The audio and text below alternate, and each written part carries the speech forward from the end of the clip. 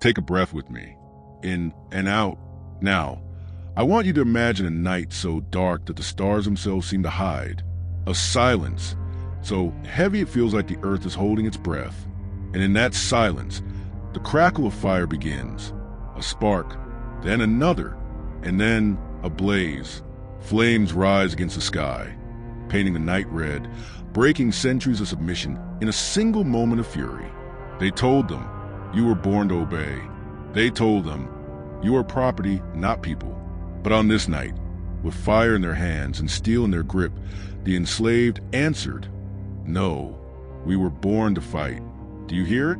The clash of metal, the thundering footsteps, the voices rising in a chorus of defiance. These were not soldiers trained in barracks. They were men and women who had carried chains all their lives, who had plowed fields and cut sugarcane until their backs broke. Their weapons were not muskets polished with care. They were machetes dulled by harvest, hoes turned into blades, and torches lit from kitchen fires.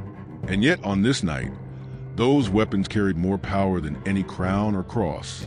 This is a story of when slaves fought with fire and steel, and it begins long before the first flame was lit. Pause with me here. Imagine your own body branded not as human, but as cargo. Imagine every breath you take belonging to someone else. Imagine waking each morning not knowing if your child would still be by your side at night, or sold, carried off by a stranger with coins in hand. That was the reality of millions across the Americas, Brazil, the Caribbean, the United States.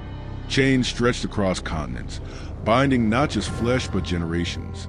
The plantation was not just a place of labor, it was a machine of control. Every detail designed to break the human spirit. The overseer's whip cracked not only on skin, but on hope. The bell that rang in the mornings did not summon prayer, but commanded obedience. Even the silence of night carried chains, for in that silence the enslaved knew they were being watched, measured, owned. But silence is never empty. Beneath it, voices whispered. Around fires, in hushed tones, they told stories of warriors from Africa, of kings and queens, of spirits that defied conquerors, of ancestors who would never bow. These whispers were dangerous. They carried memory, and memory is the seed of rebellion. Now, picture the fields at dusk, the air thick with smoke from burning cane, bodies bent, hands raw, sweat dripping into wounds that never healed. In the distance, a church bell rings. Its sound is supposed to mean salvation, but for the enslaved, it means another day has ended in bondage, and another begins the same tomorrow. Let me ask you something. How long can a person live like this before something inside them catches fire? Before silence becomes unbearable? Before memory turns into action? Because that is what happened. The spark began in small acts of defiance. A tool broken by accident. A field burned under cover of night. A word passed in secret. A meeting disguised as prayer. A drumbeat carrying messages of masters couldn't decode. These were not yet revolts, but they were rehearsals. And then came the rumors. Stories traveled faster than ships. Whispers of Haiti reached the shores of Brazil, Cuba, Louisiana. The impossible had happened. Enslaved people had risen, fought, and won. They had burned plantations, toppled armies, and carved a new nation from fire and blood. For those still chained, the news was more than hope, tea was proof. Proof that the system could break. Proof that masters could bleed. Proof that fire and steel, wielded with courage, could turn the world upside down. Close your eyes and imagine being in that moment, sitting in the darkness of a slave quarter, the air heavy with fear, but also with a strange electricity. Someone leans close and whispers, Haiti is free. Can you feel the shiver run through your spine? Can you feel the silence shift, as if history itself is tilted? This is where our story takes root, not in the chambers of kings or the decrees of popes, but in the hidden corners of the oppressed. The decision to fight was not made lightly. Every enslaved man and woman knew the price. Capture meant torture or death, and sometimes a punishment worse than death. The sale of their children, the destruction of their families. The system was built to crush rebellion before it could breathe, and yet they chose to risk it all. Why? Because living in chains is a slow death, and fighting, even if it meant dying, was a taste of freedom. Pause again. Take a breath. Inhale the smoke of those burning fields. Hear the clatter of chains in the dark. Feel the trembling hands gripping machetes, gripping torches, gripping hope. This is the moment before the storm. This is the breath before the scream. And in that moment, you must understand, rebellion was not madness. It was clarity. The clearest truth there is that no man, no empire, no church, no crown has the right to own another soul. So, when the night finally came, when the fires were lit and the steel was drawn, it was not chaos. It was memory answering silence. It was courage breaking chains. It was enslaved declaring to the world, we are not property. We are people, and we will fight. And that fight is where we go next. Take a breath with me. In, out, because now the silence breaks. The night is alive with movement. Shadows slip through the fields like ghosts, carrying blades wrapped in cloth so they won't glint in the moonlight. Torches lie hidden, waiting for the signal. And then one cry, a single shout, raw and full of fury. It is a spark. In an instant, the quiet explodes. Torches are lit. Flames race through dry cane fields, turning the night into an inferno. The smell of smoke thickens, choking the air, mixing with sweat and fear. Machetes, once tools of harvest, are raised as weapons. Wooden clubs slam against doors. Stones fly through the dark. And voices, oh, the voices, rise in a roar that no chain can hold. This is not a disciplined army. It is something far more dangerous, a storm born of centuries of pain. Every strike is powered by generations who lived and died in silence. Every flame is a memory ignited. Every scream is both terror and freedom unleashed. Picture it. Masters roused from their sleep, scrambling, confused, the glow of fire at their windows. Soldiers rush and organize, but too late, the flames spread faster than orders. The enslaved surge forward, not trained, not uniformed, but united by desperation and defiance. Some wield hoes and axes. Others fight with bare hands, gripping rocks, iron chains ripped from their own necks and wrists. The sound is chaos, but underneath it there's rhythm, the rhythm of rebellion. Pause here. Listen to that rhythm. The pounding of feet on earth, the clash of steel against steel, the crackle of fire consuming the cane. The shouts in many tongues, Portuguese, Kikongo, Yoruba, Creole, melding into one cry, freedom. This is the moment when the impossible becomes possible. But rebellion is never clean. Imagine the fear running alongside courage. For every torch raised, there is a trembling hand. For every machete swung, there is a prayer whispered. If I die tonight, let be as a free soul. Parents clutch children, trying to shield them from flames, from gunfire, from chaos. The line between survival and sacrifice blurs. And yet they fight. Why? Because fire spreads not only through fields, but through hearts. Once lit, it cannot be contained. Picture the soldiers when they finally arrive. Muskets in hand, armor clanking, banners of empire fluttering. They see not soldiers before them, but slaves. They expect the rebellion to scatter like frightened animals, but instead they meet fire and steel, a torch hurled into their ranks, a machete swinging with the strength of rage, a cry that echoes across the fields, we are not yours. And for a moment, just a moment, the empire trembles. Soldiers stumble back. The order of centuries cracks. Power feels fragile. Now, let me bring you closer. Imagine standing in the middle of that fight. The air burns your lungs. Your ears ring with shouts and gunfire. In your hands, a blade heavy from labor, but sharp enough to taste blood. You see faces, some terrified, some fierce, all alive with the same fire. You know that tomorrow might never come. But tonight, you're free. Pause again. Ask yourself, would you run or would you fight? The enslaved chose to fight, to strike even if it cost them everything, because in that strike lay dignity. The rebellion spreads. Houses are set ablaze. Chains are broken, locks smashed, doors thrown open. The enslaved who hesitated at first are swept into the tide. Fear becomes fury. Fury becomes momentum.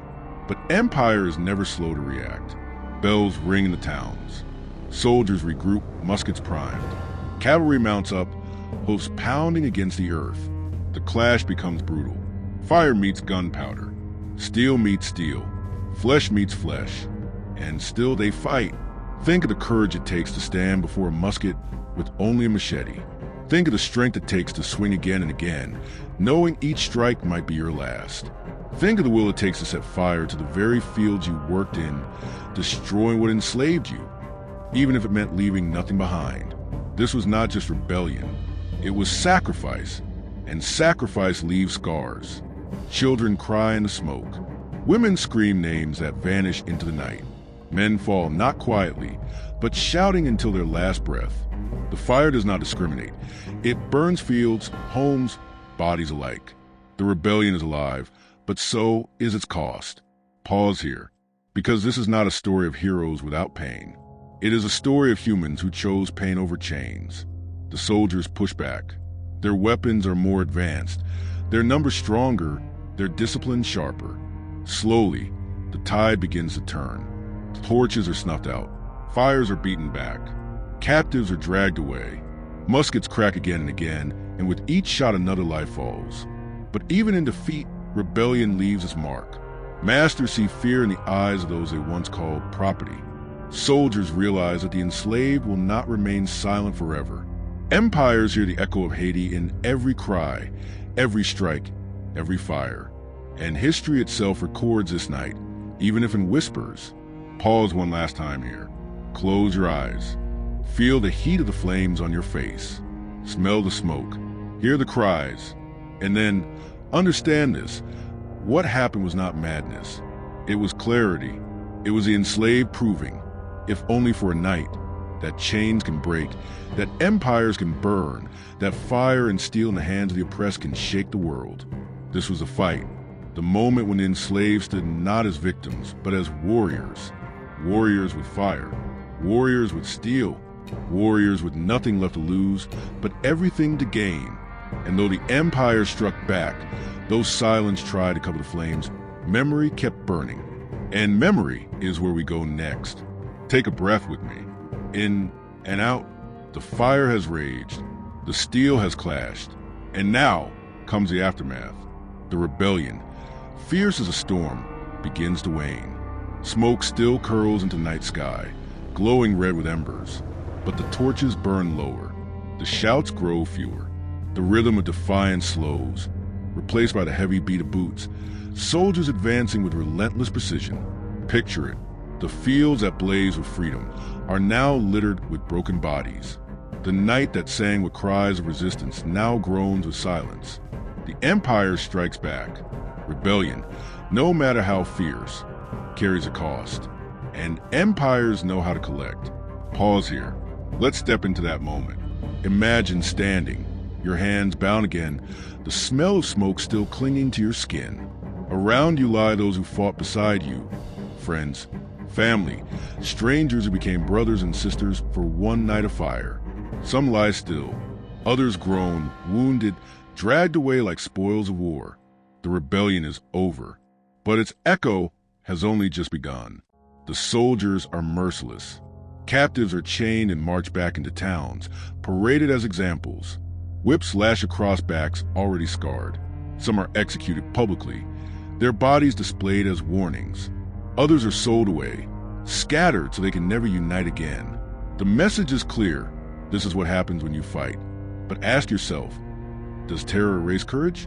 Or does it plant a seed? Because fear is sharp, but memory cuts deeper. The masters rebuild quickly. Plantations rise again. Cane fields regrow. The cycle of profit continues, as if nothing happened. Records are burned, stories erased, whispers silenced. The empire demands silence. Silence in homes, silence in chapels, silence in books. But silence never kills memory. Imagine the enslaved who survived, kneeling in the fields once more, machete in hand. But this time, not as weapon, only as tool. They cut cane under the eyes of overseers, their backs bent, their voices quiet. But inside, the fire still smolders. Inside, the steel still waits. Inside, memory whispers, we fought, we can fight again. Pause again. Do you feel that submission on the surface, defiance beneath the skin? The consequences were brutal.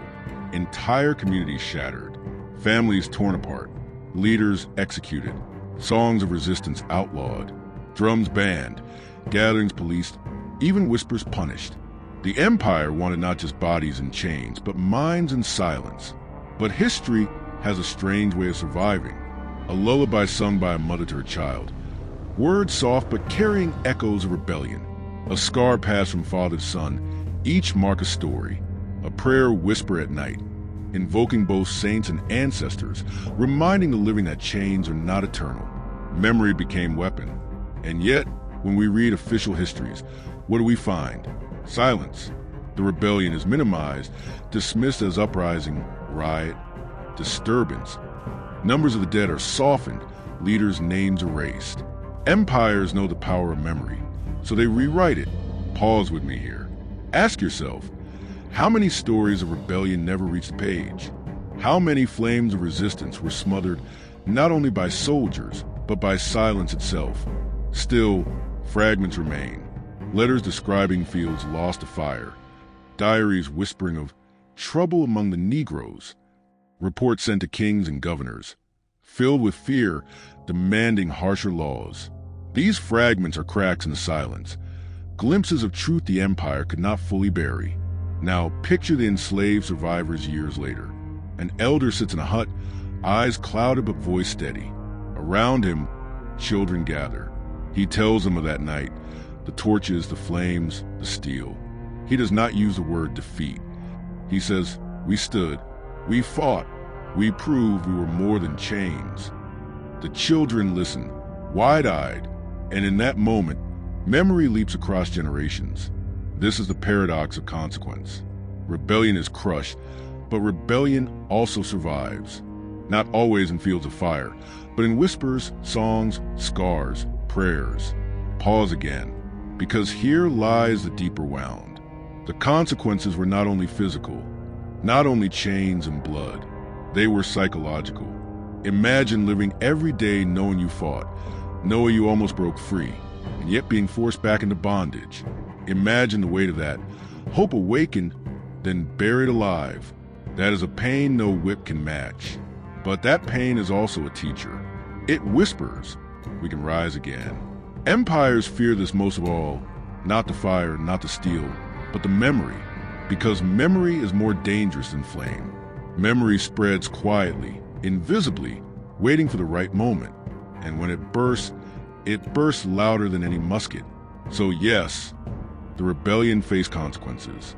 Blood, chains, silence, but also seeds. Seeds planted in memory, watered by pain, nourished by songs, carried across generations. Seeds that centuries later still sprout whenever people say, we will not be silent. Pause one last time. Close your eyes. Hear the silence left after the rebellion. But listen closer. Beneath that silence, faint and steady, is another sound. The crackle of embers still glowing. The whisper of stories passed in secret. The heartbeat of memory, refusing to die. This is a consequence empires never counted on. That even in crushing rebellion, they created something eternal. And that is where we turn next. Take a breath with me. In and out, we've walked through fire. We've heard steel clash. We've seen silence descend like a suffocating cloak. And now, we stand at the edge of memory, looking not just at the past, but into ourselves. Because this story is not just history. It is a mirror. Pause here. Look inward. What do you see when you think of those who fought with fire and steel? Do you see rebels, dangerous and reckless? Or do you see human beings who refuse to accept chains, even when the cost was everything? The truth is this. Their fight was not madness. It was not chaos. It was clarity. The clearest truth in the world, that no human being was born to kneel in chains. Picture again. Torches raised in the night. The sound of footsteps pounding against dirt. Machetes lifted high, not as tools of harvest, but as weapons of freedom. That image is not just the past. It is a reminder, a message sent through time. And that message is for you. Because the empire tried to erase them. They burned records, silenced witnesses, buried their names. But memory is stubborn. It refuses to die. Tonight, by speaking their story, we bring them back. We let their fire burn again, not in field of Cain, but in the minds of those who listen. Pause again. Ask yourself, if you had lived in that time, would you have fought? Would you have risked the whip, the bullet, the gallows for even one night of freedom? It's not an easy question. It burns to the core because rebellion is never safe. It is never comfortable. It demands a price. And yet, they paid it willingly. That is the scale of their courage. The consequences we saw, the blood, the silence, the repression, these were real. But so too was the courage. And courage echoes louder than silence. Now, let's step into reflection. Imagine a world without memory of rebellion. Imagine if every revolt had been erased, every uprising silenced. What would history look like then? A smooth story of obedience, submission, docile acceptance. That is the story empires wanted. That is the story they tried to write.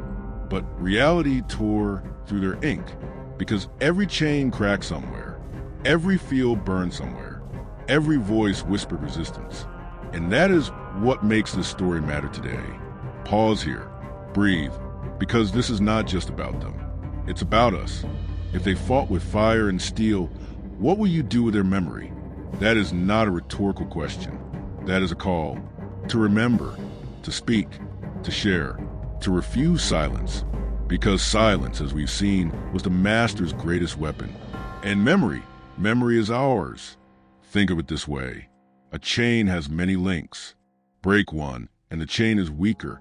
Tell one story, and the silence is weaker. Share one memory, and forgetting becomes impossible. You listening right now, you are a link in that chain of memory, and your choice can weaken or strengthen it. So what will you choose? Pause again. Imagine yourself sitting in a dark room. In front of you, a single candle burns. The flame flickers, small but alive. That flame is memory.